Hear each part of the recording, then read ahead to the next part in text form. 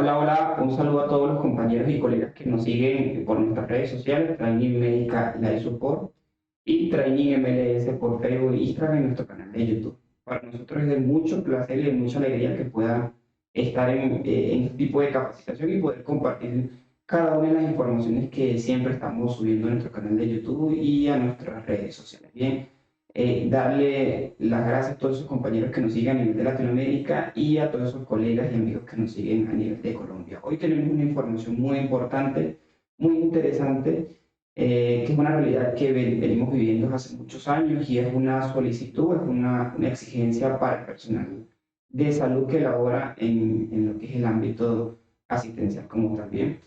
Esto es una capacitación que la va a dirigir nuestro compañero e instructor David Mamián, estudiante ya último año de medicina y hace parte por varios tiempos ya de nuestro staff de instructores. Bien, entonces, bienvenido a cada uno de ustedes, colegas, a nuestro centro de entrenamiento internacional Training Medical Life Support y a nuestra aula virtual.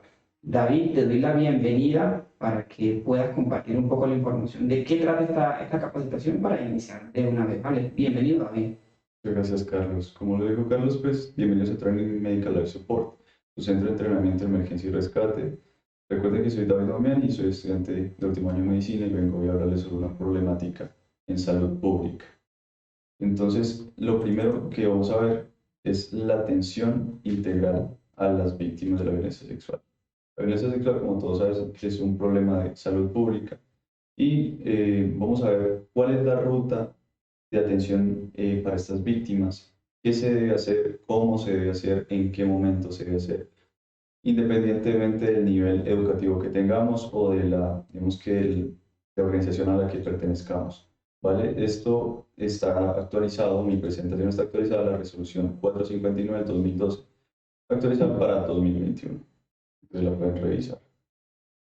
Eh, en cuanto a objetivos, entonces el objetivo de estas guías o de esta presentación en general es brindar a los equipos multidisciplinarios que trabajan en la salud una herramienta para atender integralmente, activar todas las respuestas que se necesitan de los diferentes sectores que influyen o que, digamos, que tratan a la persona víctima de violencia sexual y también ayudar a cómo registrar la información. Los objetivos específicos, pues el primero sería orientar la activación efectiva de la ruta intersectorial y comunitaria desde el sector salud, ya sea para la protección, para la justicia y también para los servicios sociales que se tienen que prestar a la víctima de violencia sexual. Y también fortalecer los procesos de registro e información.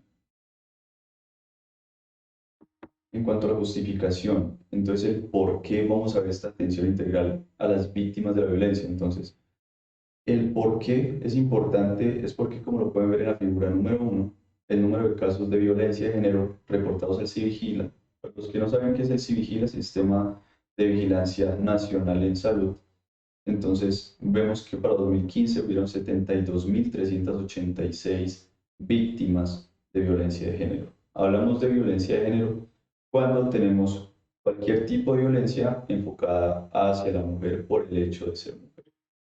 ¿Listo? Entonces hemos visto que desde el 2015, con esos 72.000 casos, hemos subido hasta el 2019 a 128.340 casos. Entonces es un aumento significativo en el cual pues, se ha visto un empeoramiento de esta problemática en salud pública. En la figura número 2, vamos a ver los números de casos de violencia sexual reportados al CIVIGILA. Entonces en el 2015 tenemos 17.000 y para el 2019 han aumentado casi el doble, prácticamente el doble, al 34.161 casos, que nos da el CIVIGILA.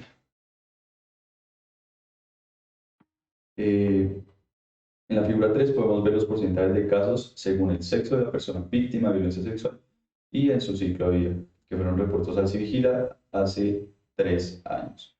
Entonces, el ciclo de vida, vemos que el ciclo de vida, o digamos la edad que más está afectada por la violencia sexual, es la adultez. Entonces, las mujeres entre 29 y 59 años representan una cuarta parte de las víctimas de violencia sexual. En cuanto a la juventud, representan el 20.31%, adolescencia 12.5% y la infancia hasta el 11%.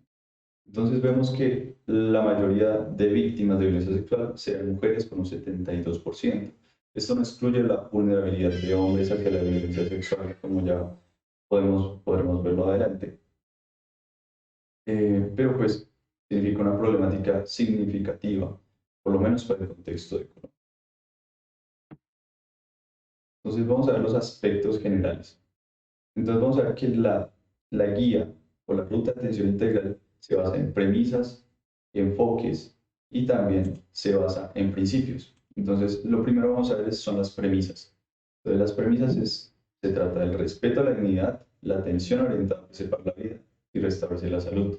También está con la premisa, basada en la premisa protección especial para la víctima, atención inmediata como urgencia médica, independientemente del tiempo o la existencia de denuncias. Esto es algo que tenemos que saber y tener en cuenta, que no importa si la persona fue violada hace 5 minutos o hace varios días, siempre va a necesitar y se va a tratar como una urgencia médica.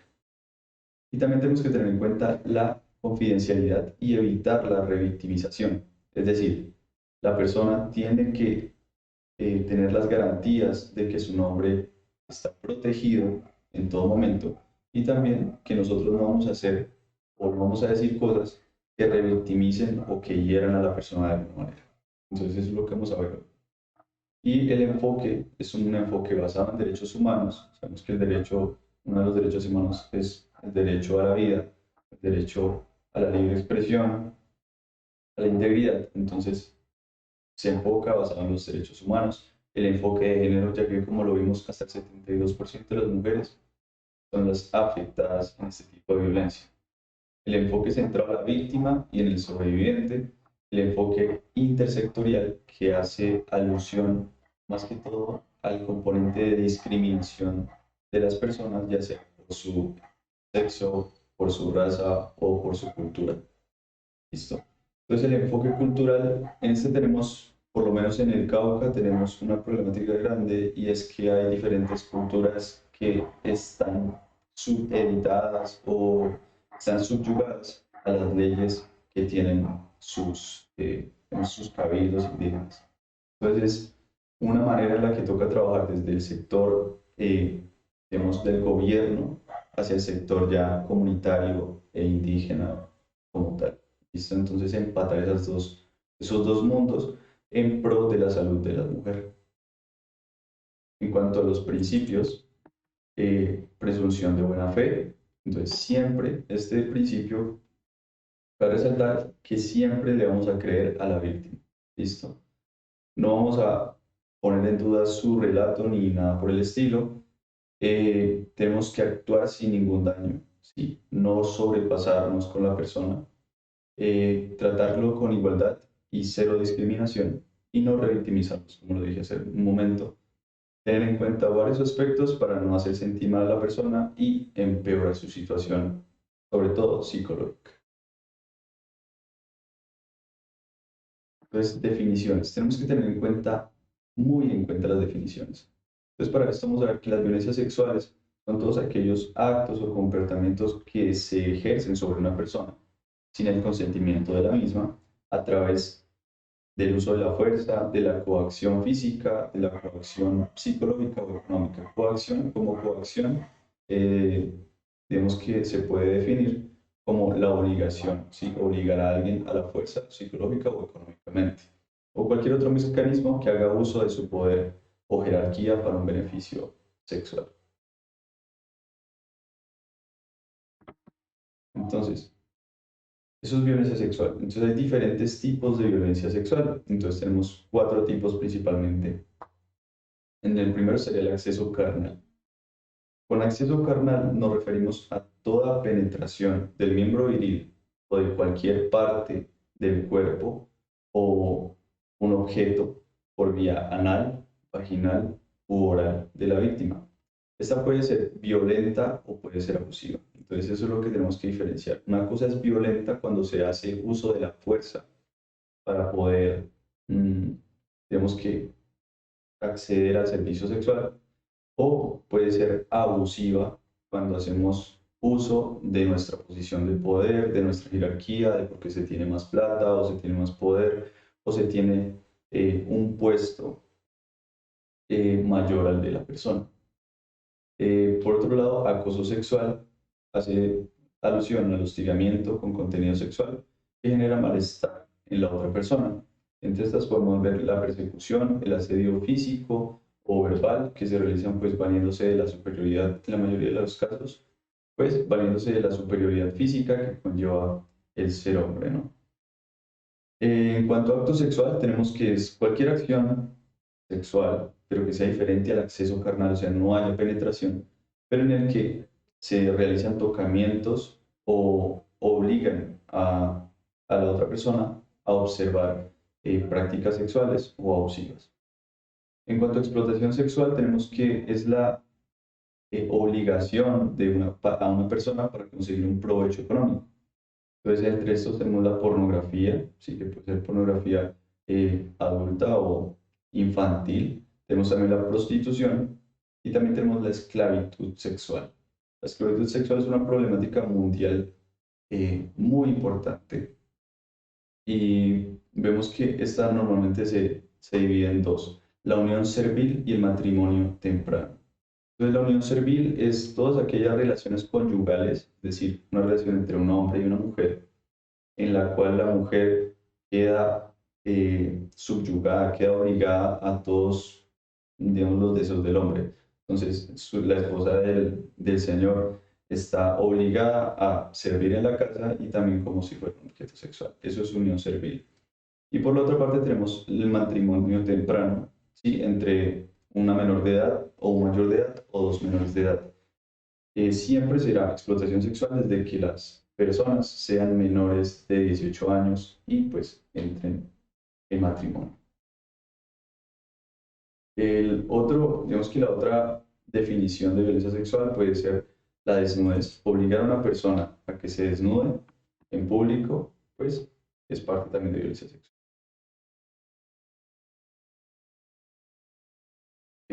También violencias reproductivas. Tenemos el aborto forzado, el embarazo forzado, la anticoncepción y la esterilización forzada. Entonces vemos que el aborto forzado sería obligar a una mujer a interrumpir su embarazo sin pues, el consentimiento de la misma, de manera involuntaria. El embarazo forzado es obligar a una mujer a culminar un embarazo, ¿sí? A tener que entrar al trabajo de parto cuando el embarazo fue producto de una violación. Y solo en ese caso se considera embarazo forzado. Por otra parte, tenemos la anticoncepción forzada. La anticoncepción forzada es obligar a una mujer a planificar y a no tener hijos de manera temporal, ¿sí? Ya sea con DIU, con implantes, con pastillas, obligarla a que eh, se cuide y pues tenga un método anticonceptivo, también es una violencia, pero de tipo reproductivo. Y por el otro lado tenemos la esterilización forzada, que es ir hacia métodos quirúrgicos e invasivos sobre una mujer para, de alguna manera, interrumpir, pero permanentemente, la concepción o digamos que la posibilidad de concepción. Entonces vemos que las afectaciones y consecuencias van a ser variadas. Las consecuencias y afectaciones son variadas. Entonces tenemos desde trastornos de la conducta que degeneran en violencia, en depresión, en tabaquismo, obesidad. También se ha visto que tienen repercusión digamos que en patologías cardiovasculares, ya que las víctimas de violencia sexual eh, tienden a abusar de las drogas, del alcohol, a comer en horarios irregulares y a tener conductas de riesgo. Entonces, prácticas sexuales de riesgo y embarazos que no son deseados. Son los factores predisponentes para enfermedades como ya dije, cardiovasculares, cáncer y, muy importante, las infecciones de transmisión sexual. Además del suicidio. Entonces, vamos a ver que las afectaciones y consecuencias se dividen en dos. Principalmente las alteraciones, por un lado, físicas y por otro, las alteraciones psicoemocionales. Entonces, las alteraciones físicas hacen referencia, o bueno, tenemos varios ejemplos. Entonces, el primero sería la enuresis. La enuresis se define como la presencia de orinar o de orinarse en la cama durante las noches, cuando el niño ya ha conseguido controlar los esfínteres. Normalmente esto se da a los 2 años. Entonces, un niño que después de los 2 años y que ya sabe controlar esfínteres y que no se orinaba en la cama antes, empieza a hacerlo, pues es una alteración física que normalmente está ligada al abuso sexual. La disuria. La disuria definimos la disuria como un dolor o malestar al orinar. ¿Sí? En todos los niños que aparezca dolor, el niño siente que le arde al orinar, pues vemos que también puede ser una alteración física consecuencia de la violencia sexual. Rectorragia. Rectorragia es la hemorragia que se produce a través del recto, es decir, las manchas de sangre que pueden encontrarse en la ropa interior de los niños o de las niñas, ¿vale? El flujo vaginal normal. Entonces el flujo vaginal siempre va a tener, y las mujeres me darán la razón, tienen como, digamos que, una cantidad, un olor y, digamos que, unas características normales a las que ellas están acostumbradas.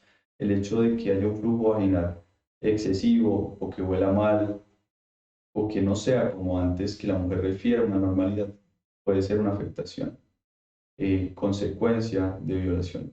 La secreción uretral, que está altamente relacionada con clamidia y también con gonorrea, pues también hace parte de las consecuencias o afectaciones de las víctimas de violencia sexual. También podemos encontrar desgarros, y ya veremos cuáles son los tipos de desgarros.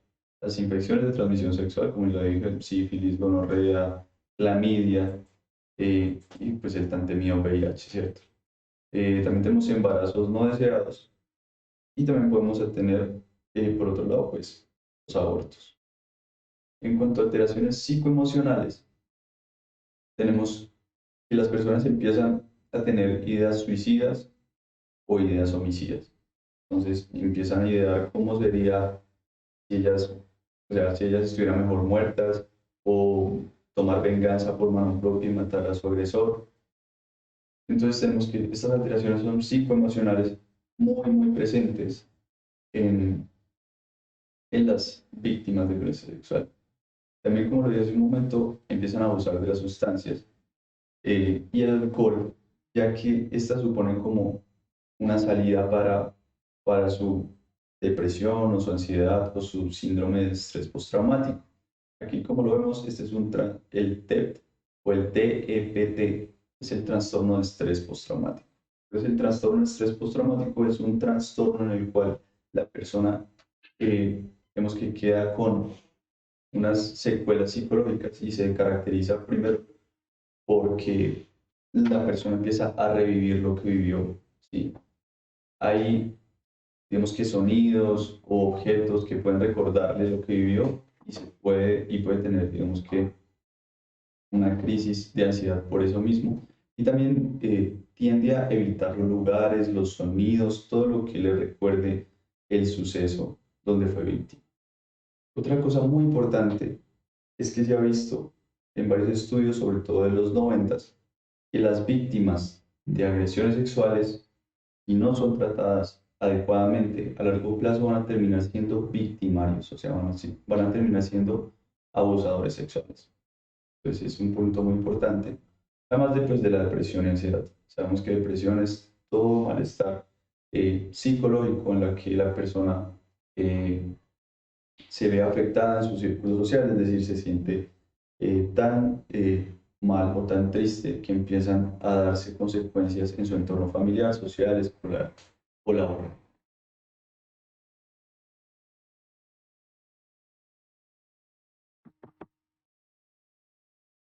Entonces vamos a ver que los momentos para la atención integral en salud son cinco como tal. Entonces vamos a tener varios momentos. Estos momentos nos van a indicar qué se debe hacer primero y cuáles son, tenemos que las dinámicas que tenemos que manejar para cada momento. Entonces, el momento uno es la impresión diagnóstica de la ocurrencia de las violencias sexuales, ya sea en un servicio de urgencias o en un servicio diferente al de urgencias. Normalmente el servicio diferente al de urgencias será consulta externa. Entonces, ¿de qué trata este momento? Este momento trata de identificar a la posible víctima. ¿Listo? Entonces, es hacernos una idea, si llenarnos de argumentos para pensar que una persona puede estar siendo víctima de violencia sexual. Recordemos que las personas que a veces van al hospital puede ser la única oportunidad que tienen las personas para ser diagnosticadas como víctimas de violencia sexual. Entonces nos vamos a guiar con respecto a esto con antecedentes, signos físicos y síntomas. Entonces, como antecedentes tenemos unos muy importantes. Entonces los he enumerado aquí en la derecha y son la consulta previa por quejas somáticas o sexuales de violencia sexual. Entonces son aquellas personas que previamente habían tenido algún tipo de queja pues, relacionada con violencia sexual, como le dije hace rato, dolor al orinar, o que el niño se orina las noches después de ya haber controlado los esfínteres, o que tiene secreción uretral, o sea que le sale algún tipo de pus por sus órganos sexuales. También tenemos como antecedente a aquella persona que está en embarazo y que sea menor de 14 años. Sabemos que para Colombia, cualquier menor de 14 años que esté embarazada es víctima inmediatamente de violencia sexual. ¿Listo? También tenemos embarazos no deseados en mayores de 14 años. Entonces, si bien la ley colombiana nos dice que mayores de 14 años ya se puede tener una experiencia sexual, sí, de manera legal, si el embarazo no es deseado, se contará como si fuera un antecedente para una impresión diagnóstica de que esta persona puede ser víctima de violencia sexual. Los siguientes son abortos forzados, ¿sí? Que la paciente tenga historia de que la obligaron a abortar o que por violencia sexual ella tuvo que acceder al IVE. Al IVE es la interrupción voluntaria del embarazo. También historia de infecciones de transmisión sexual o VIH en niñas o niños menores de 14 años, o historia de VIH o ITS en mayores de 14 años, también indagar pues, si hay relaciones, si han habido relaciones sexuales que no han sido consentidas. Mm, También se puede ver, y es un factor de riesgo interesante, en las personas que están relacionadas con agresores que han sido reconocidos como violadores, pero pues no han sido aún judicializados. Las víctimas con consumo abusivo dependiente de sustancias psicoactivas tienen un mayor riesgo de ser víctimas de violencia sexual. No solo las que abusan de sustancias psicoactivas, sino que las que abusan de el alcohol o sustancias médicas incluso, como medicamentos de uso psiquiátrico, como antidepresivos o ansiolíticos. También como antecedentes tenemos que la persona haya sido hermana o hermano de otra niña o otro niño que ha sido víctima de violencia sexual. Entonces también corresponde a un antecedente, además de que las personas que conviven con otras personas que consumen sustancias psicoactivas tienen un riesgo mayor de ser víctimas de violencia sexual. Esos fueron los antecedentes. Entonces seguimos con los signos físicos. Entonces tenemos que tener en cuenta antecedentes, pues es aquellas cosas, características o momentos que hacen parte de la historia clínica del paciente. En cambio, los signos físicos son las cosas que se ven y los síntomas son las cosas que si bien no se ven, si el paciente la refiere, como el dolor. El dolor no lo puedo ver, pero el paciente sí me lo puede referir. Entonces, en cuanto a signos o cosas que yo puedo ver, tenemos las lesiones en el aparato genitourinario, tanto del hombre como de la mujer. Entonces podemos ver o encontrar tanto en el pene como en la vulva o en la vagina, podemos ver hematomas, podemos ver cicatrices, podemos ver mordeduras, incluso podemos ver hasta quemaduras. Entonces cualquier lesión visible a nivel genital, pues es un signo físico de que la persona muy probablemente esté siendo vulnerada sexualmente. Otras lesiones como desgarros y desgarros genitales o ruptura de la vejiga, cuerpos extraños que se encuentren dentro del recto, el ano o la vagina, pues también son indicadores de que hay violencia sexual.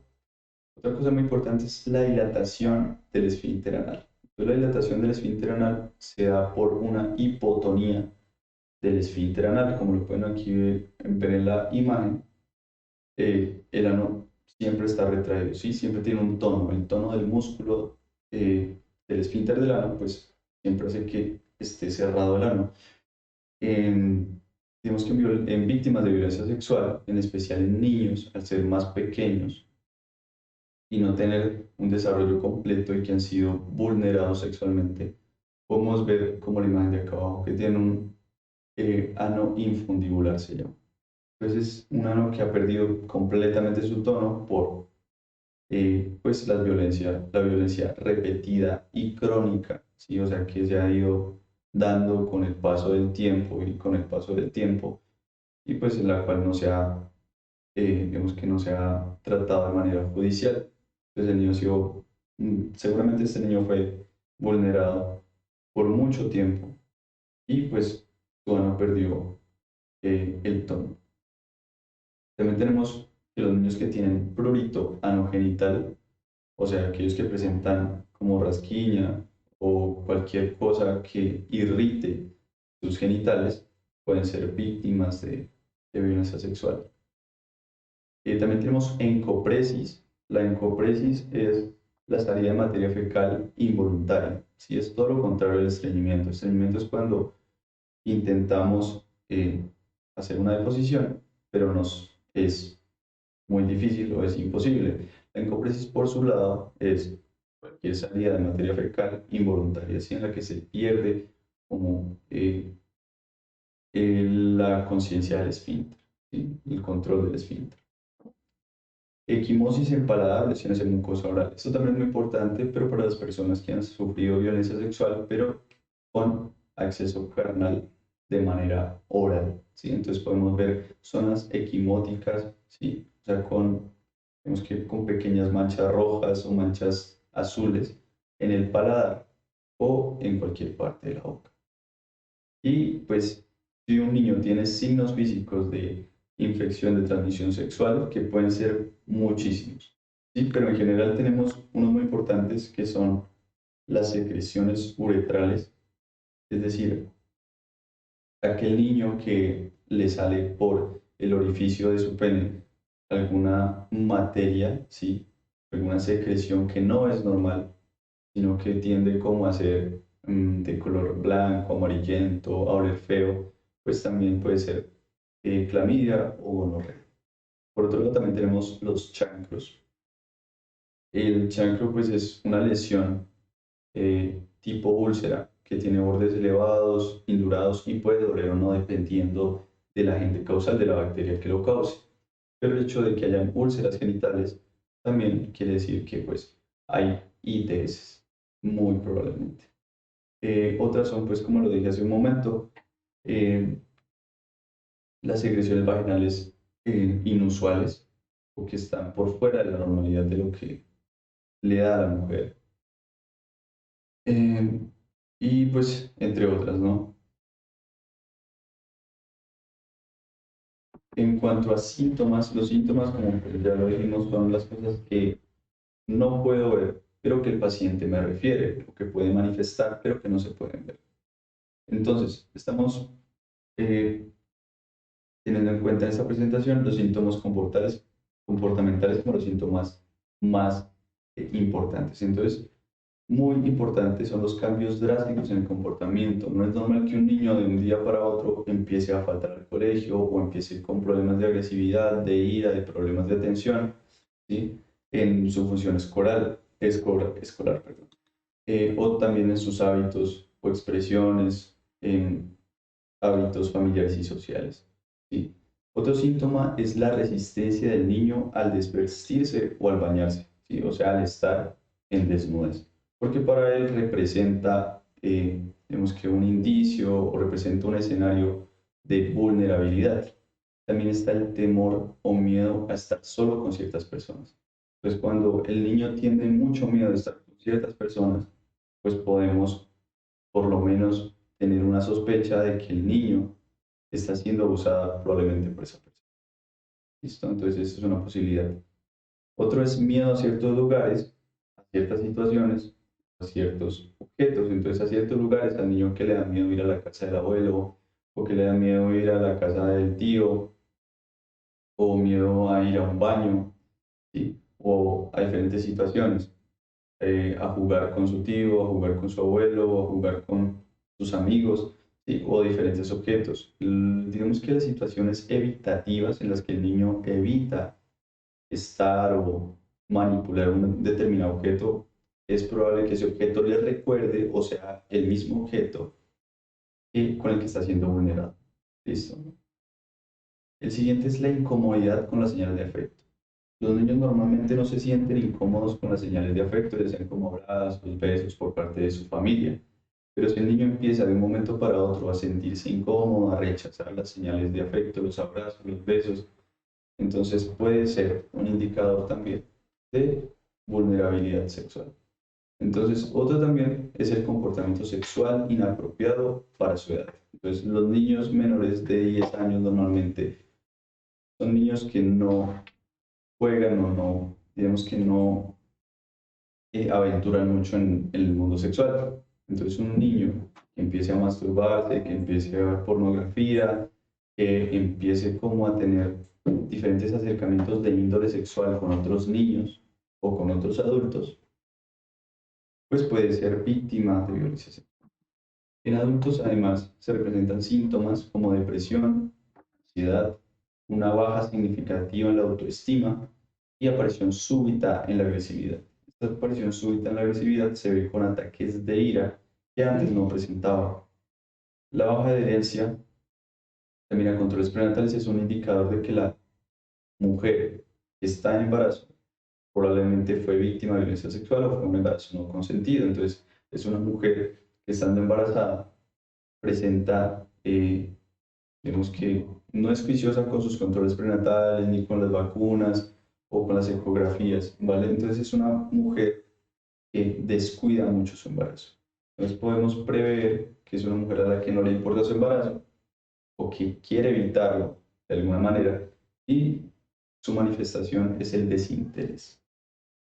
También en adultos podemos tener autolesiones o intentos suicidas. Sí, entonces todo esto como el cutting, el hecho de cortarse, el hecho de quemarse, entonces son indicadores de que la persona tiene una afectación psicológica y probablemente pueda ser por una violación de tipo sexual. El descuido personal y la disfunción social. Entonces el descuido personal es aquella persona que deja de un día para otro de asearse como debería asearse normalmente o como se aseaba normalmente, una persona que ya no viste bien, que no come bien, que falta mucho a su trabajo, que renunció a su trabajo, que fue despedido, que tuvo problemas con sus compañeros de trabajo, con sus compañeros del colegio, compañeros de la universidad, o todas aquellas, digamos que, afectaciones a nivel social son indicadores de que puede haber una violencia sexual. Entonces, para ampliar la información, después de guiarnos con la historia, ¿sí? Con los antecedentes, los signos y los síntomas, entonces tenemos que ampliar la información con dos preguntas fundamentales que nos recomienda la resolución. Entonces, siempre estas preguntas serán a personas mayores de 11 años para tener una mayor, digamos que veracidad en el relato, ¿listo? Entonces, siempre que la persona sea mayor de 11 años, le podemos preguntar dos cosas. La primera, ¿te has sentido alguna vez agredida o violentada de manera emocional o psicológica por parte de su pareja o alguna persona que sea importante para usted? Entonces, si la respuesta es sí, pues es muy probable que la persona esté siendo víctima de violencia sexual. La siguiente pregunta pues sería preguntarle a la persona si alguna vez la pareja o alguien importante de su círculo social le ha ocasionado un daño físico o le ha solicitado o le ha pedido que haga algo que ella no quiso. ¿Listo? Algo que no quiso o algo que le incomodó. También una respuesta positiva para esta pregunta puede ser un factor de riesgo para violencia sexual o un indicador diagnóstico. Entonces, eso por el momento uno. Entonces, dijimos que en el momento uno íbamos a identificar a una probable víctima. Lo que vamos a hacer en el momento 2 es la atención inicial de la persona que es víctima de violencia sexual. Entonces, lo que hacemos referencia acá es la confirmación diagnóstica de la violencia sexual y cómo la vamos a valorar integralmente. Entonces, como lo pueden ver acá en la tabla a su derecha, la tabla 3 son recomendaciones para derivar atención prioritaria, ya sea en consulta externa o en atención por urgencias a una persona víctima de violencia sexual. Entonces, vamos a ver que la atención prioritaria para personas víctimas de violencia sexual, para consulta externa, van a ser tres escenarios. Primero, las personas adultas que sean víctimas de violencia sexual, que necesiten una atención prioritaria por profesionales de los equipos transversales, es decir, por equipos especialistas, ya sea en salud mental o física. Para eso las podemos derivar a un servicio de consulta externa cuando se necesita un médico especialista y que pues eso nos va a tomar más tiempo. El segundo son los niños y niñas que son llevados como a valoración en el sector salud por una sospecha, pero que no haya evidencia de violencia sexual. ¿Listo? Entonces el niño, si bien presenta síntomas, no presenta signos. Eso sería como lo más llamativo en este caso. O aquellos niños que son sospechosos de ser víctimas sexuales, pero que han pasado 5 días desde la agresión. Entonces ahí los podemos derivar por consulta externa. Y en el tercer escenario son aquellos niños y niñas de primera infancia e infancia que fueron encontrados realizando actos sexuales que no son considerados normales para su edad, entonces como lo dije anteriormente. Aquellos niños que ven pornografía o que se masturban o que tienen un lenguaje sexualizado para su edad. Entonces son aquellos niños que deberían consultar, ¿sí? En una atención prioritaria, pero por consulta externa. ¿Listo? Pues ¿por qué? Porque estos niños pues necesitan apoyo, información y orientación para su manejo consecuente. Tenemos también la atención de urgencias. La atención de urgencias, pues, como su nombre indica, es cuando una persona ha sido víctima de violencia sexual, pero necesita una atención más temprana y más aguda. Entonces, el primer escenario es cualquier forma de violencia que haya ocurrido dentro de las 120 horas después de la violencia sexual. 120 horas, entonces son 5 días. Entonces, aquella víctima que sufrió eh, cualquier tipo de violación sexual dentro de los 5 días es una víctima que potencialmente la vamos a mandar por atención a urgencias. Segundo, son los niños y niñas con afectaciones físicas y psicológicas que han expresado la ocurrencia de una violencia sexual. Entonces, normalmente los niños, pues en su desconocimiento del mundo y su inocencia, pues normalmente no nos pueden decir muy bien o no nos pueden detallar en una narrativa si han sido víctimas de violencia o no. A menos de que lo hagan, ¿sí? Que nos digan expresamente que han sido violados, que los tocaron, los penetraron, entonces son niños y niñas que van a ir por atención a urgencia. ¿Listo? El tercer escenario pues son víctimas de violencia sexual en el último año que requiere una valoración inmediata por un equipo interdisciplinario, es decir, un equipo que se necesite intervenir sobre su salud mental, sobre salud física y también sobre su salud psicosocial, de acuerdo pues, con el criterio médico que dé el profesional que la vea digamos que en primera medida, en primera instancia. El cuarto son las personas que tienen un alto riesgo para su integridad física o para su salud mental. Entonces son aquellas personas que han sido víctimas de violencia sexual y que tienen un alto riesgo principalmente de suicidio. Entonces aquellas personas que tienen un alto riesgo de suicidio van a ser eh, derivadas hacia el servicio de urgencia. Y lo último, pues son personas que cumplan los criterios establecidos en un triage 1 y 2. Entonces, en un triage 1 y 2, vemos que hay 5 tipos de triage, 5 niveles de urgencia. ¿Listo? Entonces las clasificaciones van del 1 al 5. Entonces las primeras dos son las que van a ser derivadas a urgencias. Entonces la primera serían aquellas que necesitan una atención de forma inmediata, ¿sí? Y se derivan con el color rojo. Las segundas son aquellas que son unas emergencias, las llamadas emergencias, y necesitan un tiempo de espera o un tiempo de atención no menor a 15 minutos, no mayor a 15 minutos. Y urgencia como amarillo y que necesiten una hora para ser atendidos, pueden esperar una hora. El nivel de urgencia tipo 4 o verde, que es una urgencia menor y puede esperar hasta 2 horas. Y aquella que no es una urgencia será tipo 5, digamos que se clasificará con el color azul y el tiempo de espera serán 4 horas. Entonces, vemos que la guía nos da unas tablas de triage, pero más enfocadas en la atención de la víctima sexual. Entonces, tenemos que los triage 1 y 2 para estas víctimas de violencia sexual van a ser: el triage 1 es atención inmediata a urgencias, independientemente del nivel de servicio de urgencia. ¿Listo?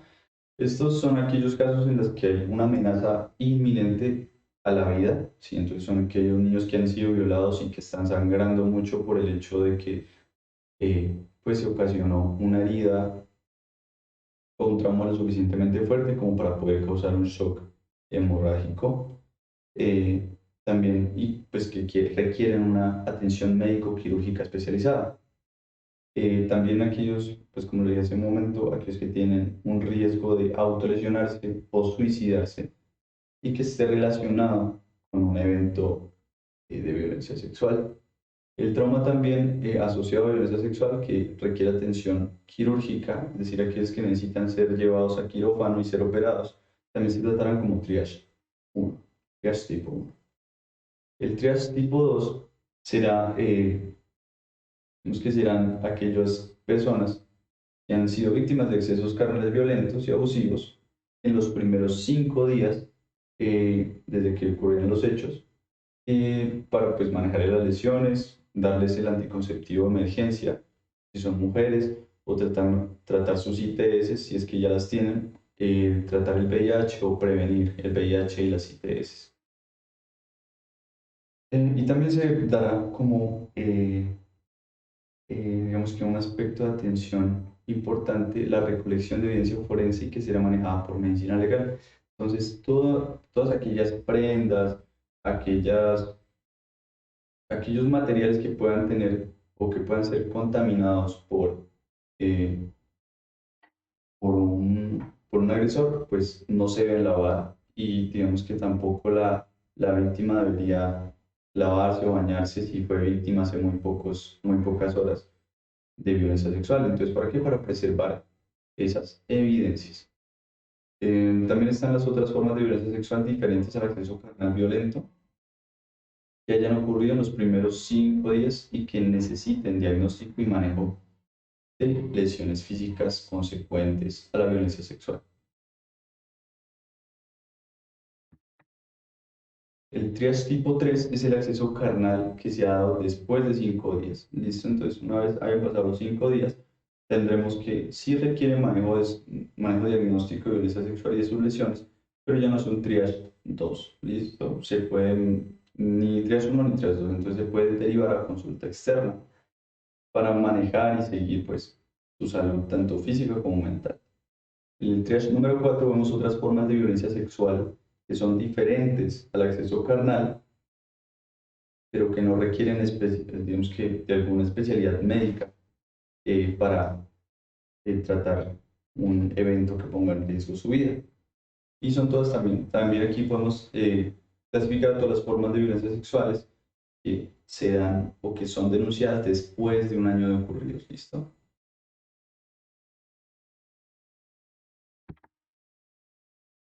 Entonces, en el paso 1, entonces el paso 1 para la atención inicial de la persona víctima de violencia sexual va a ser la anamnesis. Entonces, ¿qué entendemos por anamnesis? Anamnesis es preguntar y obtener un relato, obtener unos datos que nos van a guiar sobre los hechos ocurridos, sobre lo que siente la persona, sobre lo que está atravesando y también sobre sus repercusiones clínicas. Entonces, primero que todo se tiene que informar a la víctima que se le va a solicitar un relato completo de los hechos, ¿sí? Que por favor no omita cosas, ¿sí? Y que sea lo más sincera posible digamos que en su relato, y que sea lo más completamente posible. ¿Listo? que nos dé un contexto amplio de lo que le pasó. También se recomiendan hacer preguntas abiertas, es decir, preguntas que nos dependan de un sí o de un no. Es decir, por favor cuénteme qué le pasó. Ahí no puede decir sí ni no, sino que tiene que contarte qué pasó. ¿Listo? O quién te lo hizo. Son preguntas que necesitan una respuesta amplia. ¿Listo? No están supeditadas al sí o al no. Pero cuando son cerradas, eh, estas preguntas que pues, irremediablemente son cerradas, pues se deben preguntar como si hubieran dos tipos o más de respuesta. ¿Listo? Por lo menos un ejemplo sería, nunca se debe decir, él te hizo eso, ¿cierto? Porque en los niños, sobre todo, vemos que se les instiga como a responder en un sí, afirmativamente. ¿Listo? Entonces, nunca se debe incitar a una respuesta positiva o incitar a una respuesta negativa. Entonces, aquí en la tabla 6, a su derecha, podemos ver qué hacer y qué acciones no hacer. Entonces, vamos a ver primero qué no hacer. Entonces, no debemos utilizar preguntas cerradas o que orienten a inducir la respuesta, como ya lo dije. Por ejemplo, él lo tocó, ¿verdad? Entonces, no se debe preguntar así, sino que, ¿qué te pasó? Cuéntame qué te pasó, eh, y pues dame un contexto de lo que te ha pasado. Entonces, los segundos son, ¿qué no hacer? Es expresar opiniones, incluso si la víctima le pide la opinión. Uno no debe opinar. Como profesionales de la salud, no debemos opinar sobre situaciones que pues no están esclarecidas, eh, o sea, y tampoco culpar a las personas. Todavía, para eso se necesita un tiempo, se necesita un proceso penal investigativo en el cual sí vamos a hacer un apoyo para la persona, pero tampoco vamos a tratar a la persona como víctima desde el principio. ¿Sí? No podemos revictimizar a la persona diciéndole como que pobrecito, no le pasó, y es que abusador tan malo, ¿sí? O sea, no nos podemos poner ni de la víctima, ni el lado de la víctima, ni el victimario, ¿sí? Pero siempre tenemos que estar ayudando, estando ahí, decir que somos eso, que somos un instrumento de ayuda y que estamos ahí para servir. Entonces, no expresar opiniones. También por este lado se puede decir y podemos hacer como una alusión a aquellas situaciones en las que una muchacha fue abusada y tenía una minifalda, entonces nosotros no podemos ir a expresar nuestra opinión sobre las minifaldas con la muchacha, ¿sí? Eso es independiente, ¿sí? Toca siempre ver que el culpable, que el verdadero culpable es el agresor y no la víctima. Eh, Hay que utilizar un lenguaje que sea técnico o eh, que no sea técnico o incomprensible para la víctima. ¿Listo? Entonces, no podemos decirle a la paciente enuresis, tisuria, cosas así, sino que hay que explicarle qué es lo que estamos buscando en unos términos, en unas palabras en que la víctima pueda entendernos. Entonces, impedir otros mecanismos de comunicación diferentes a lo largo. Entonces, hay personas que si bien no quieren hablar, pueden escribir lo que les pasó o prefieren que otra persona lo cuente o prefieren dejar un tiempo para después hablar. Si no podemos incitar u obligar a una persona a que nos dé pues el relato. Entonces, también se puede permitir el relato de los hechos en espacios solo se puede permitirlos en espacios que estén adecuados para ello, en un espacio en el que haya intimidad o privacidad. No se debe preguntar sobre estas cosas en público o frente a otras personas que no estén relacionadas con el servicio de salud o que no estén entrenadas para dar una atención integral a la víctima de salud, de la víctima de violencia sexual. Entonces, ¿qué vamos a hacer? Vamos a utilizar preferencialmente preguntas abiertas, como ya lo dije. Si la persona pide una opinión, decirle que no es su culpa, ¿sí? Que no es su culpa y aclararle que la única responsabilidad la tiene el agresor.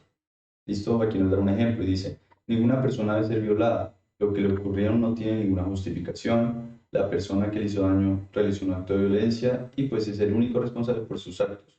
Usted no es responsable de que la hayan violado. Usted no es culpable de que la hayan violado.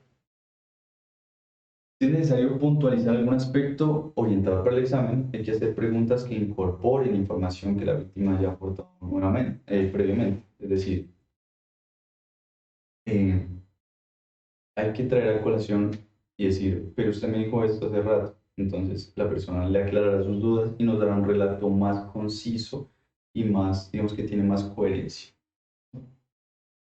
Eh, Utilizar un lenguaje simple, un lenguaje claro que la persona nos pueda entender, garantizar pues, diferentes alternativas, ¿no? Como para los niños principalmente dibujar lo que le ha pasado, o expresar a través de digamos que otra posibilidad gráfica, como que haga muñequitos en plastilina, que nos explique con plastilina lo que le ha pasado. Lo siguiente es asegurar la privacidad y la confidencialidad de la paciente o del paciente. Entonces es muy importante tener en cuenta que la historia de abuso sexual y cualquier evento que se pueda considerar una historia clínica es un evento privado.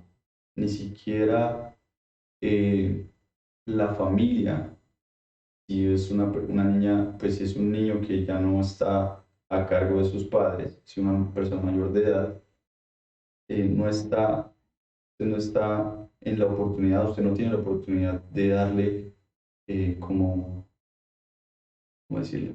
Como detalles de su historia clínica a sus familiares, a sus amigos, o usted compartirlo con sus amigos sobre sus casos, y más cuando se menciona un nombre propio. Entonces siempre se tiene que tener estas ocurrencias, ¿sí? O estos eventos de violencia sexual bajo un nivel de privacidad estricto.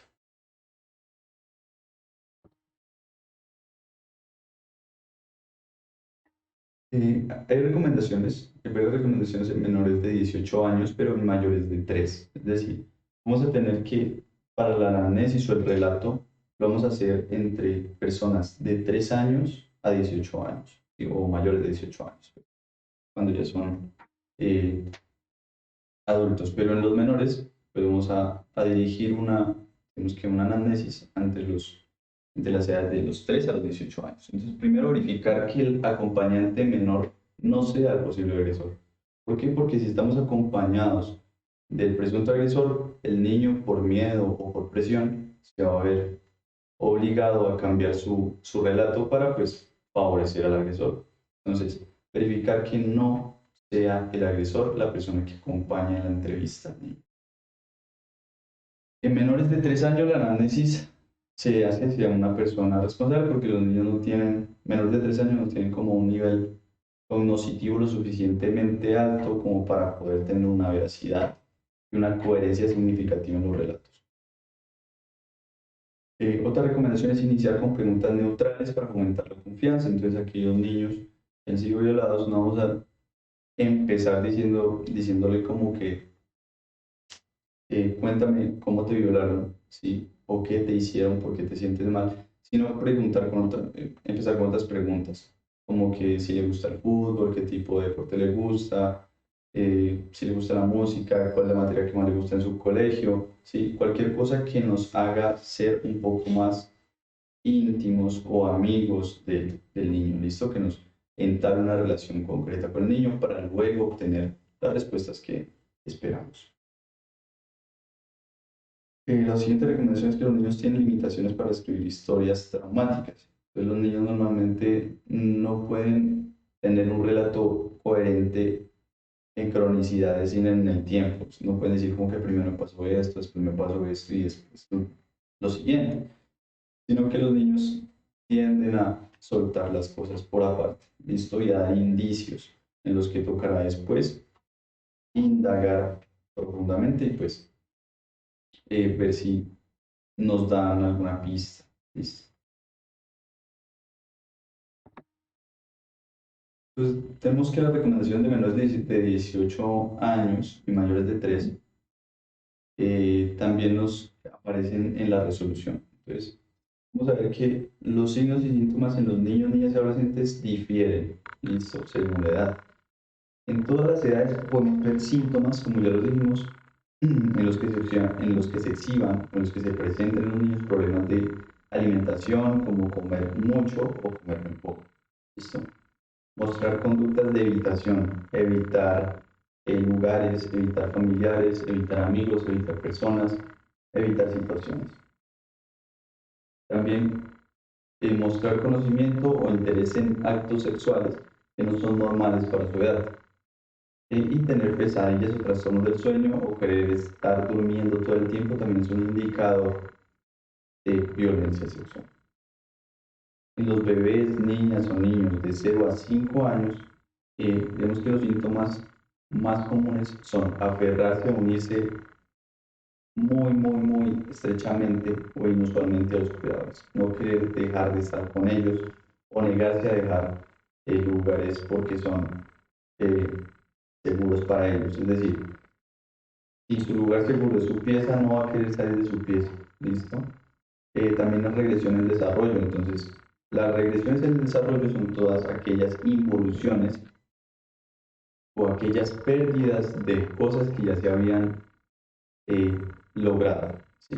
Como digamos que el ejemplo de la anuresis, un niño que ya logró controlar esfínteres, no es normal que después de haberlos logrado conseguir, de que ya no se orina en la cama, que ya no hace, ya no defeca en su ropa o en su cama, lo haga después de haberlo aprendido a hacer. Mm, Otra cosa sería pérdida de lenguaje, un niño que ya sabía hablar y que deje de hablar o que deje de escribir, pues también es un niño que pues, probablemente se había. Y la encopresis, que es el niño que ya tiene como incontinencia fecal, que se le sale la materia fecal sin su consentimiento, es decir, pierde como el control de sus esfínteres, pero sus esfínteres de tipo ya anal. En niños y niñas de 6 a 9 años, vamos a ver que tienen unas reacciones similares a los de 0 a 5 años, pero también van a estar sumadas a que le temen a personas, lugares o situaciones concretas y tienen miedo a ser atacados, que se niegan de repente a ir a la escuela o ir a la universidad o ir a la casa de sus abuelos, sus tíos, su papá, visto que ellas se niegan a estar en escenarios que les recuerden o donde han sido víctimas. O son niños que se tocan mucho sus genitales, es decir, que también tienen una actividad sexual que no es normal para su edad. En adolescentes se pueden mostrar signos de depresión. Vemos que en la adolescencia sí ya es mucho más frecuente y prevalente la depresión y la ansiedad, o sea, los problemas psicológicos y mentales, el llanto, el adormecimiento emocional, tener pensamientos o acciones suicidas y pensar en que se quiere morir, cómo sería si se muriera, si sería mejor morirse, aquellos muchachos que tienen problemas en la escuela, cambios en el rendimiento escolar o que eviten ir a la escuela, o aquellos que muestran enojo o dificultades para relacionarse con sus iguales, ¿sí? Sus compañeros, que pelean mucho con las personas, que desobedecen o faltan respeto a sus figuras de autoridad. También tenemos los comportamientos autodestructivos, aquellos muchachos adolescentes entre 10 y 19 años que abusan de las drogas, abusan del alcohol, se empiezan a practicar cutting o quemaduras para hacerse daño a sí mismos y pues tener como con ese dolor una salida a su ansiedad. En adolescentes de 10 a 19 años que presenten embarazo también es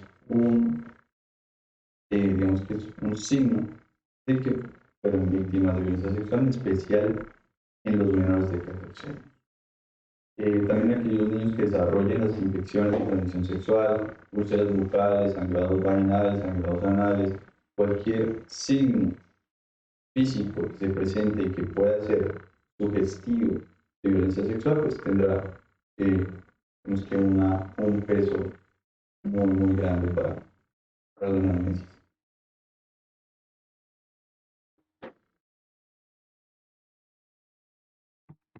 Considero que hacemos un corte ahí.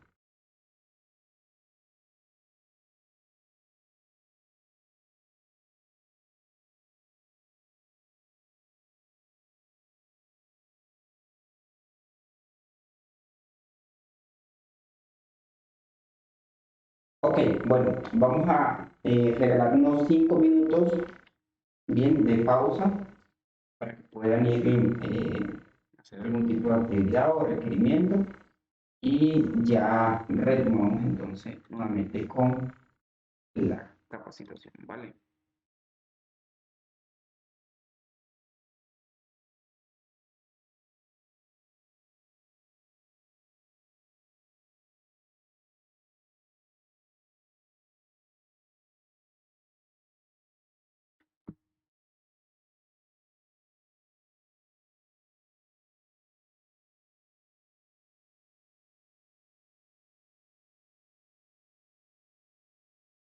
Listo.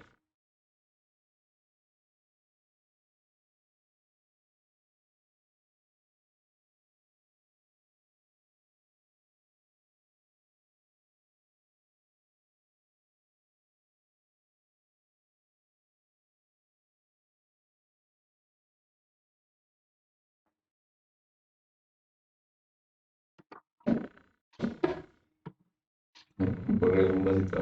Sí, ya, ya.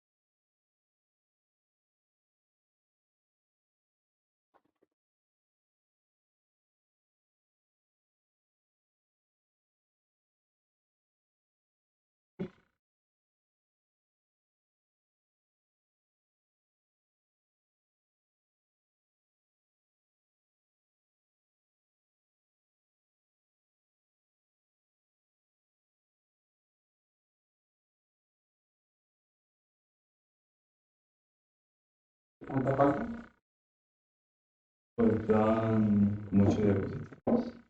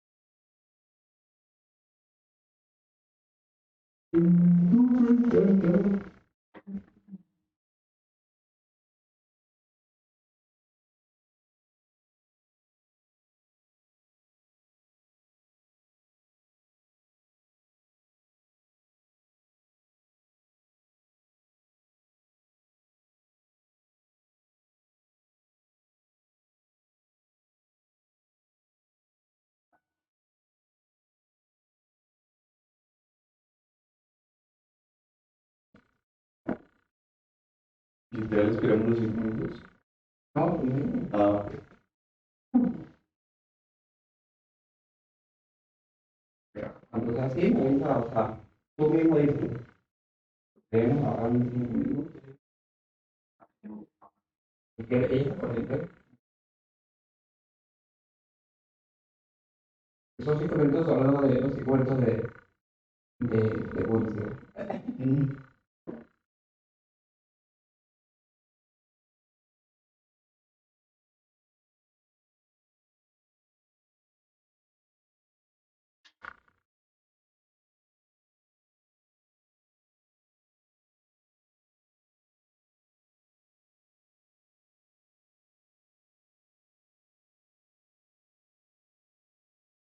¿Me puedes enviar el video que subiste? Ya.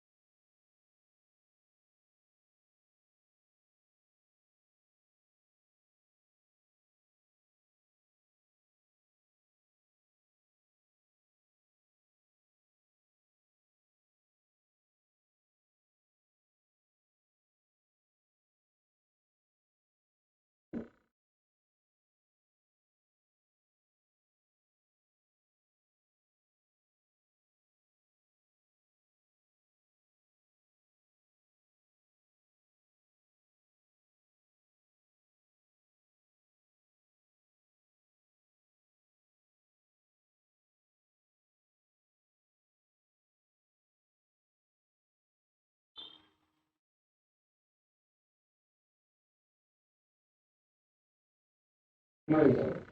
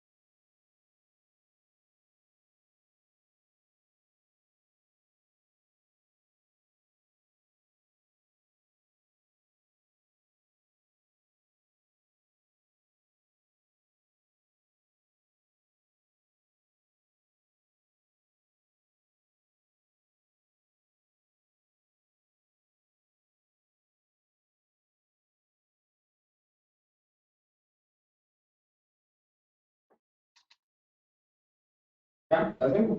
Dale.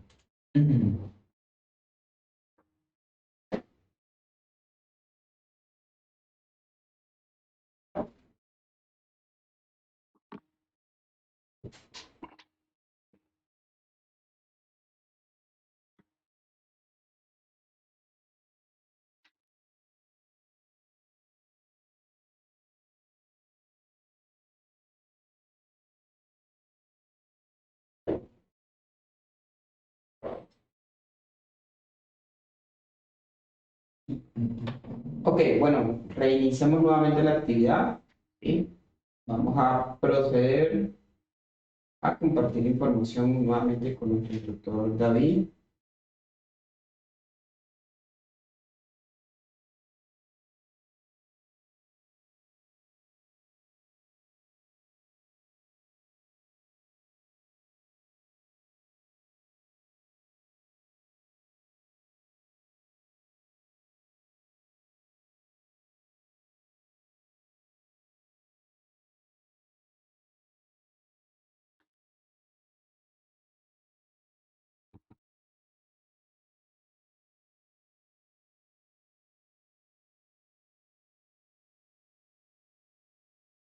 Ok, David, ya podemos iniciar. Habíamos quedado en lo que era momentos para la atención integral en salud. Paso 2, examen físico. Adelante.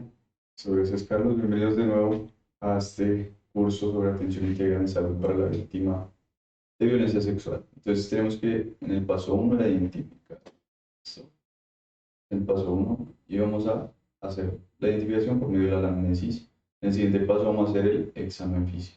El examen físico corresponde a toda la valoración clínica que se le hace al paciente de manera pues, física en la que la vamos a revisar completamente pues dependiendo del caso, ¿vale? ¿Por qué? Porque no es lo mismo examinar a un paciente que ha sido víctima de acceso carnal a uno que ha sido solo víctima de abuso sexual, pero digamos que a nivel oral, entonces no le vamos a hacer examen genital a ese paciente.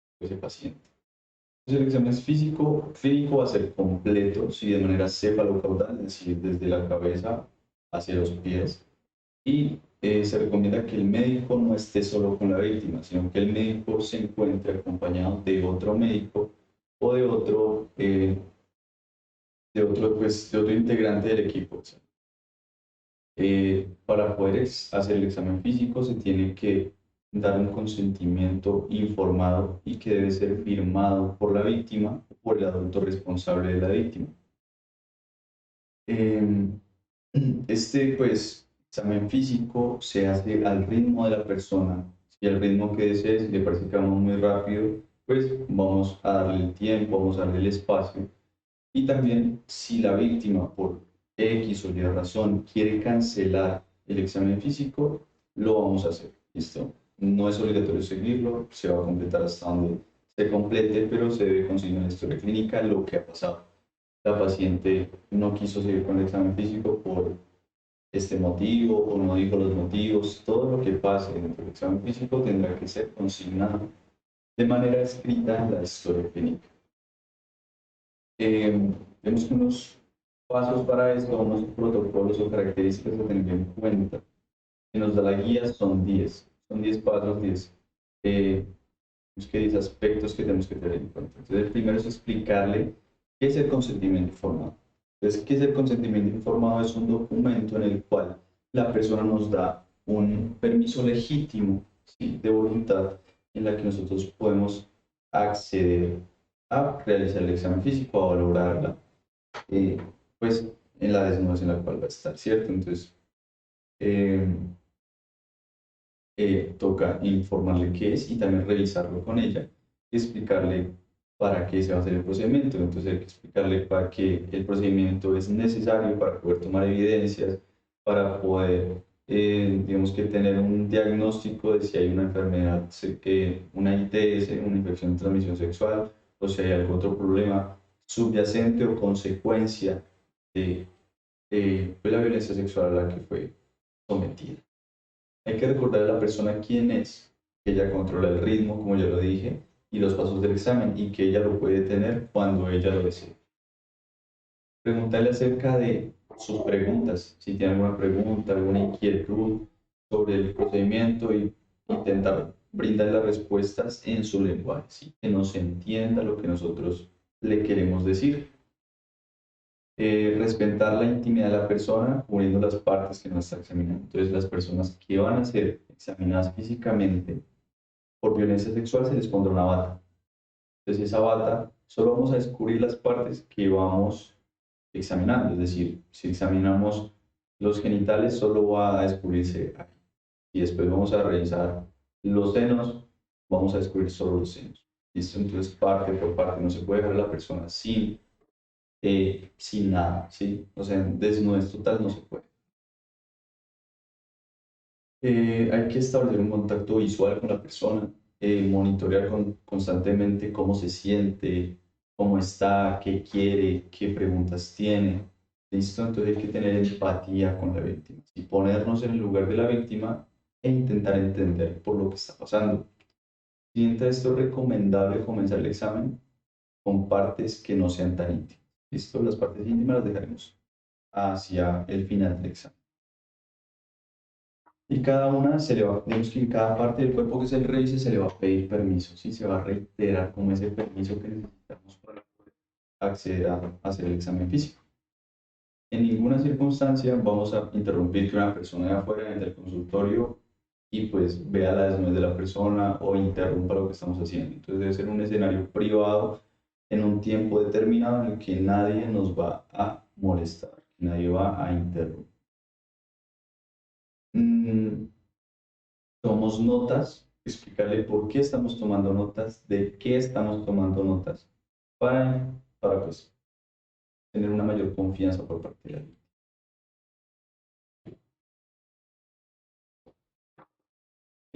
También tenemos que en el examen físico se ve el examen genital y anal. Entonces, se realiza solamente si es correspondiente. O sea, si la violencia a la que sufrió la persona, pues es meritoria de hacer el examen físico, porque no vamos a hacer un examen de genitales a una persona que sufrió solamente digamos que actos sexuales o que actos sexuales diferentes a la penetración o que solo pues tuvo una violación, digamos, de tipo oral. Ahí ya no le vamos a revisar sus genitales porque pues no lo amerita. También se abarca, si es meritorio, cabe resaltar, la zona genital, la zona anal, la zona perianal y la zona pélvica. Las zonas que se llaman eh, paragenitales, es decir, los muslos, la ingle, todo aquello que esté cerca de los genitales también va a ser examinado.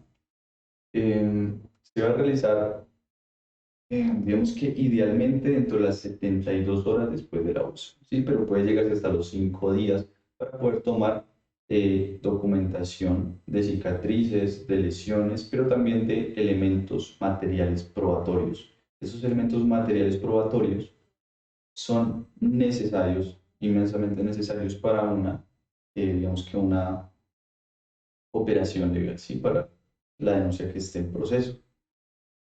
Los hallazgos más comunes cuando se revisan estas áreas genitales son desgarros vaginales, desgarros anales, desgarros del perineo, pero también se pueden encontrar heridas y fístulas. Entonces, los desgarros son todas aquellas lesiones que abarcan pues un tejido como tal, pero que fueron causadas por sobredistensión. Entonces, vemos que un desgarro vaginal fue porque no, se metió algo o muy grande o en un momento en el que la vagina no está lubricada suficiente, entonces se empieza a desgarrar la piel. La piel es primero, puede ir desgarro de piel o desgarro de músculo.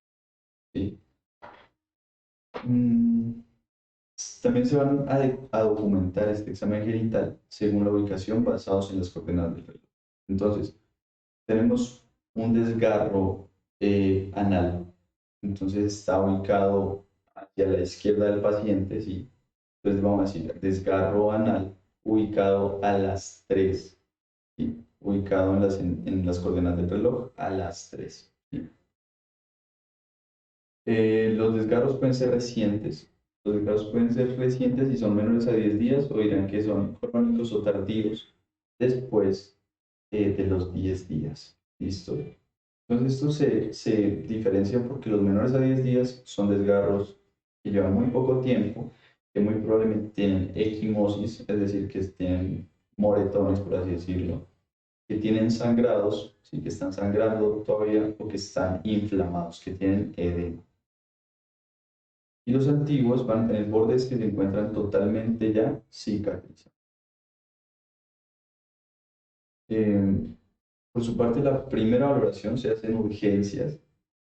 La primera se hacen urgencias y pues se evalúan comportamientos de riesgo, de autolesión, pero también de heteroagresión, es decir, que la persona se hiera a sí misma, pero que también tenga problemas de ira, el cual pueda intentar agredir a otros diferentes.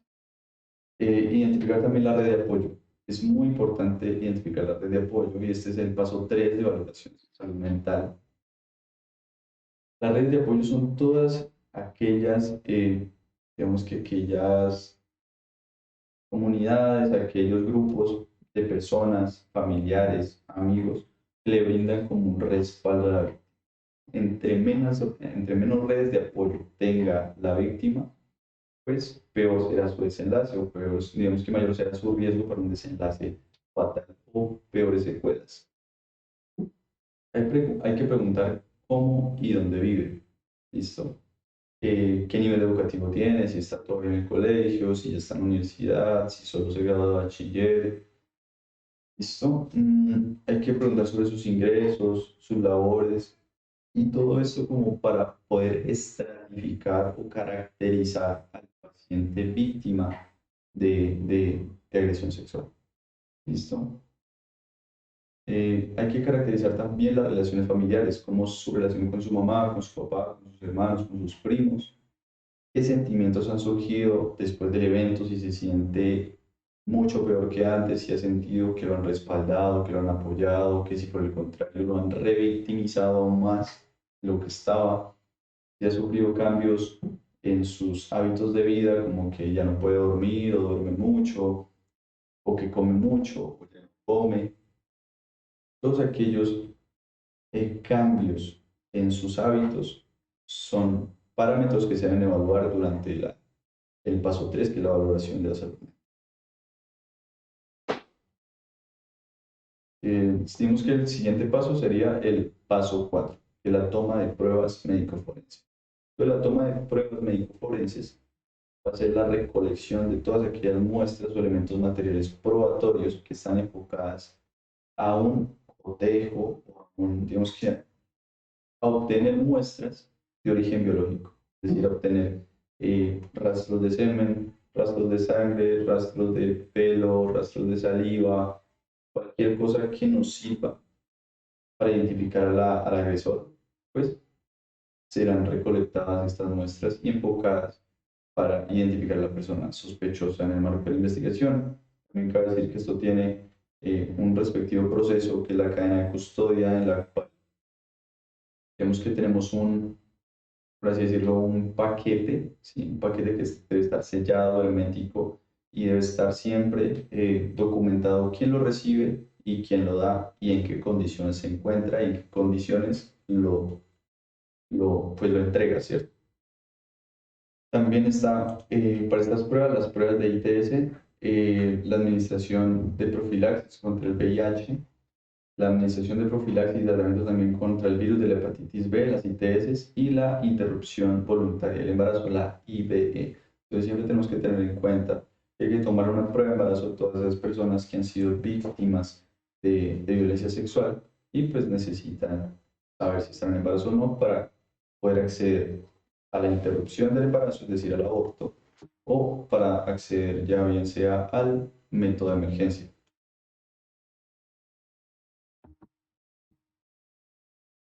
El momento 3, ya cambiamos de momento, el momento 3 es la intervención inicial en salud mental para las víctimas de violencia sexual y su familia durante la primera. Pues este es el paso, por no decirlo, el más importante en el que estamos enfocados aquellas personas que no somos especialistas en salud mental, que no somos psiquiatras. Pues las acciones del talento humano que no esté especializado en salud mental, lo que vamos a hacer es dar una atención inicial, pero que esté enfocada en siguientes características para no empeorar aún la situación, ¿no? Sino en pro de mejorar. Entonces, lo primero es que vamos a hacer es escuchar activamente, ¿sí? Dejar que la persona haga una catarsis, haga un relato como él lo desee de los hechos, ¿listo? Escuchar activamente qué necesita, qué le pasó, cuáles son sus dudas. El segundo es el respeto por la persona. Pues hay que respetar a la persona independientemente de su raza, su género, su sexo, sus creencias o su etnia. Listo, hay que respetar a la persona y saber que pues es víctima, está siendo víctima de una agresión sexual. Hay que aceptar también las emociones. Entonces es totalmente normal que una persona se ponga como histérica o esté muy agresiva o esté muy depresiva después de un evento tan traumático como la violación sexual. También hay que aceptar el relato. No hay que poner en duda el relato. Siempre hay que tener en cuenta ese principio de la buena fe y siempre estar pues a disposición de escuchar y de aceptar el relato. ¿Listo? Lo que pase después del relato se verifique si es verdad o si era mentira, ya será un asunto meramente judicial. La empatía y la actitud de apoyo. Entonces tenemos que ponernos en los zapatos de la víctima e intentar apoyar, ¿sí? Intentar apoyar el proceso para tener una adecuada ruta de atención integral a la víctima.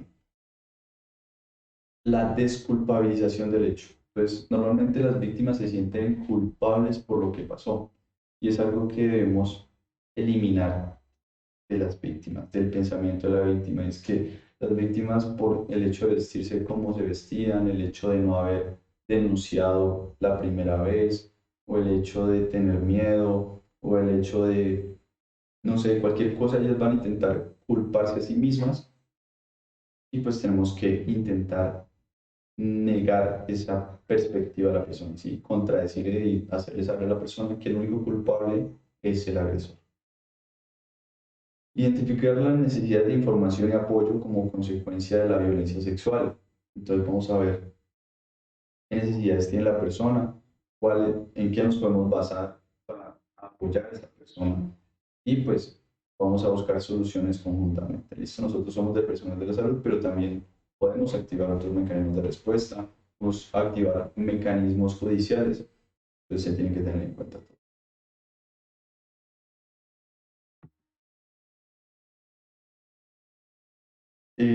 Vemos que lo más importante de nosotros es brindar los primeros auxilios psicológicos.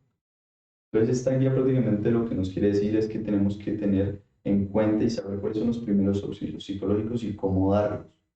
Entonces, el apoyo de primera línea comprende 5 tareas esenciales que la guía, sí, o la resolución nos han representado con la palabra anima. Cada palabra significa una de las 5 cosas que tenemos que hacer y que puede ser pues, una forma más fácil de recordar con este acrónimo, ¿no? Entonces, ¿qué quiere decir anima? Entonces, la A es de atención al escuchar. La atención al escuchar quiere decir que tenemos que escuchar con empatía a la víctima, dejar que relate todo lo que tiene que contar. Tenemos que escuchar si tiene alguna necesidad, alguna pregunta, algún deseo, si quiere ver a un familiar antes de empezar a hablar. Entonces, primero, atención al escuchar. A de atención al escuchar. La N es de no juzgar y validar. Entonces, no podemos juzgar, como te lo dije, a la persona por el hecho de cómo está vestida, por el hecho de cómo es, cómo habla. Eh, hay que mostrar que se comprende a la víctima. Y no solo decirle que la comprendemos, sino que demostramos y tener esa empatía y que se vea que se tiene esa empatía con la víctima.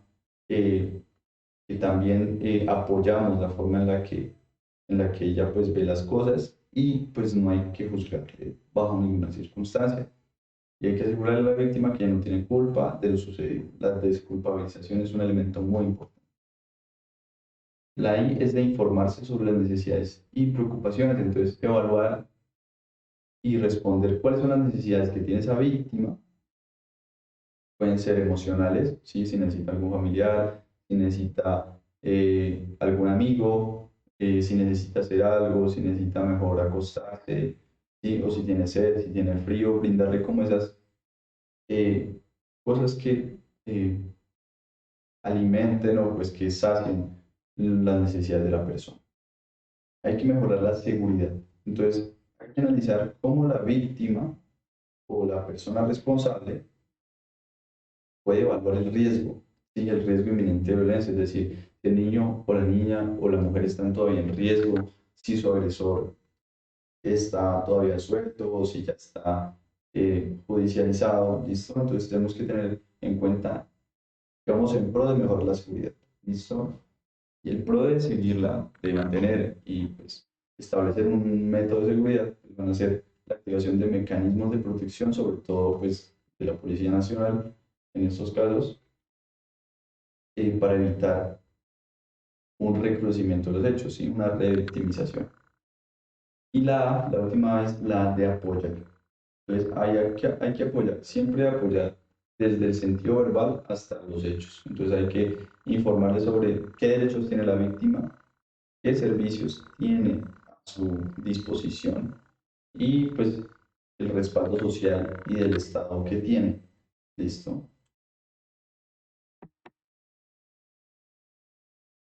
Primeros auxilios psicológicos. Entonces, como lo vemos, es no culpabilizar a la persona, sino quitarle esa sensación de culpa. Entonces, son cosas importantes que nos dice la guía que podemos decir para, pues, aumentar el bienestar de la persona que está sufriendo por violencia sexual. Entonces, lo primero es aclararle que no es su culpa, que está bien hablar, ¿sí? Que no está en la obligación de hablar, ni nadie ni la puede denunciar, ni la puede obligar a denunciar, pero que está bien hacerlo, que se puede ayudarla. Uno debe decirle a una mujer o a una víctima cualquiera de violencia sexual que podemos ayudarla solo si es verdad. ¿Listo? Si no podemos ayudarla, no le decimos podemos ayudarte, sino que vamos a hacer lo posible por llevarte a un centro o con alguien que de verdad pueda ayudar. Lo siguiente que podemos decir es que lo sucedido no tiene ninguna justificación ni excusa. ¿Listo? Por más que la persona trate de justificar el comportamiento del agresor, debemos decirle y pues mantenerle claro, ¿sí?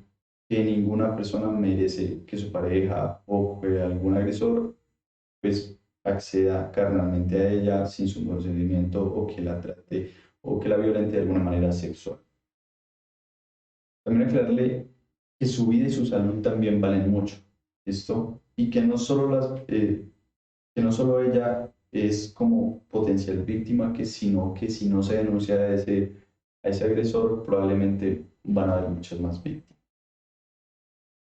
Entonces también tenemos que decirle que todas las personas tienen derecho a sentirse salvo en casa, ¿sí? Sentirse a salvo en su casa, sentirse seguros y que a nosotros también nos preocupa lo que le puede estar pasando.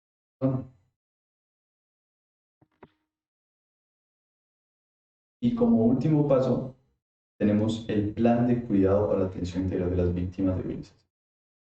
Entonces, si ya vemos cómo atender a las pacientes, cómo integrarlas si es al servicio de consulta externa o al servicio de urgencias, cómo tener una sospecha diagnóstica y cómo hacer un diagnóstico.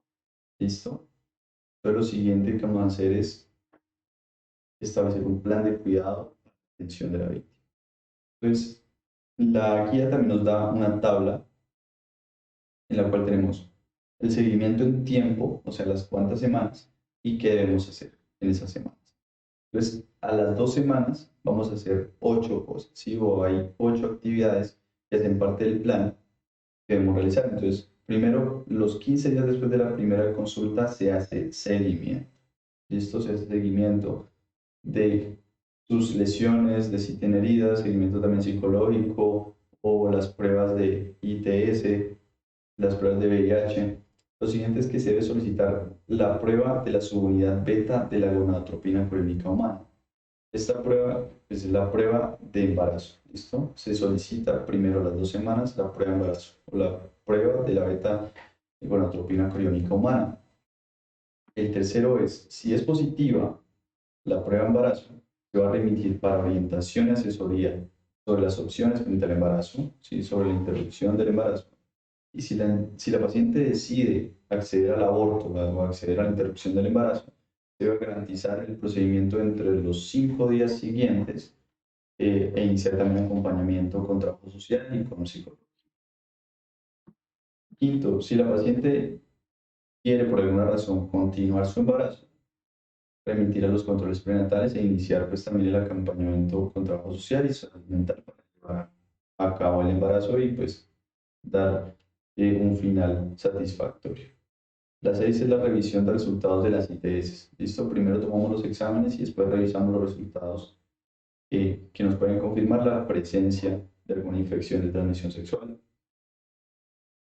Después se deben solicitar pruebas confirmatorias de estas ITS y también establecer en la medida de lo pertinente eh, el tratamiento contra pues, los presuntos gérmenes que estén o están ocasionando la infección de transmisión sexual.